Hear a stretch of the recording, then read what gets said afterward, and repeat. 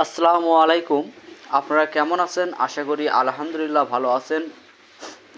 তো প্রতিদিনের মতো আমি আজকেও আসলাম, গরুকে খাবার দিছি ইনশাআল্লাহ।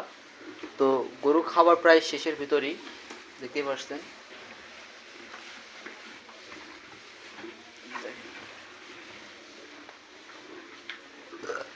এখন আল্লাহর রহমতে আমার গরুর খাবার নিয়ে আর আপাতত কোনো টেনশন নেই, কারণ আমার জমিতে এখন বর্তমানে পর্যাপ্ত পরিমাণে ঘাস আছে ইনশাআল্লাহ।